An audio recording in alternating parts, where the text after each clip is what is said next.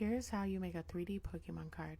You're going to need 6 to 8 of the main card, a ruler, an X-Acto knife, Mod Podge for the glue, and about 10 bulk cards. The first thing you want to do is find layers for your cards.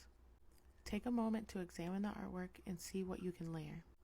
For example, the leaves can be one layer, the bush can be a single layer, along with the rocks. The Pokemon himself will be his own layer.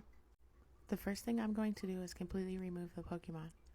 You can leave him attached by his leg near the bottom, but I'm choosing to remove him completely. If you would like to start your 3D card journey on the more simpler side, you can just stop here and begin working on your layers. If not, the next thing you will want to do is begin cutting out more pieces to make him a little more detailed. Looking at this, I can tell his little knot will sit on top, his leg will sit behind the main part of his body along with this leg.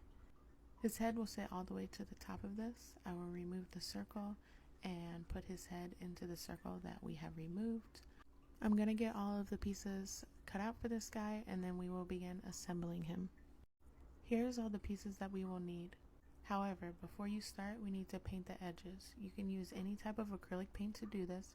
Does not matter how cheap or expensive it is, any acrylic paint will work. Now that all the edges are painted, let's go ahead and build him.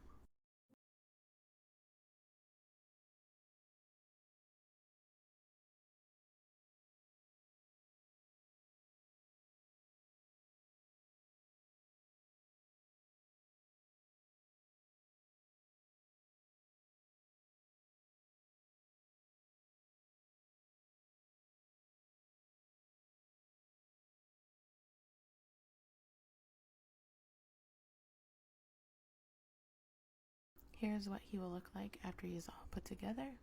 Now let's begin to work on the layers. Every single thing you can see in this card, I will remove. You can choose to leave all of these elements attached to the cards and build your layers that way. However, I have decided I will build everything on the back card. Here's all the pieces for the back card. All of the pieces have been removed and the edges have been painted. Now it's time to assemble everything. I'm using super glue to do this. If you want to raise a layer a little more, just take a little bit of a square cut from another card and lay it down before placing your piece. Now let's go ahead and get the back card built.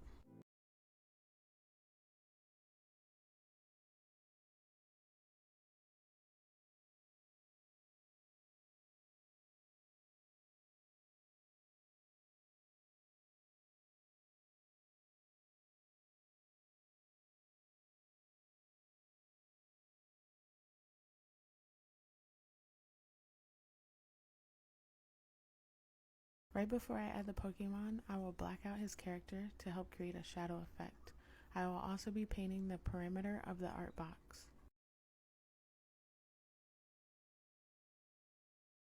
If you chose to remove the Pokemon and not leave him attached to the frame, you can place him on the card using double-sided foam tape. If you chose to leave him attached, just stack your layers in order and glue them all together.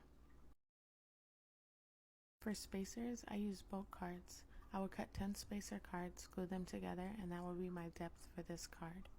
To make a spacer card, all you need to do is take a card, remove the artwork from the frame, and you're done. If you chose to keep your layers attached to the frame, you would just need about 2 or 3 spacers in between each layer. Next, we need to complete the top card. For this part, you'll need to grab your ruler and cut out the artwork on the card. I will also be cutting out these elements as well.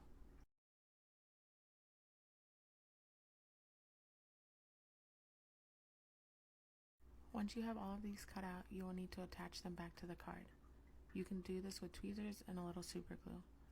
Now just glue everything together, and this is what your finished card should look like. If you have any questions, please let me know. I had a lot of fun creating this one, and I would love for you to tag me if you give it a try. I hope you guys have an amazing day, and I will see you later. Bye!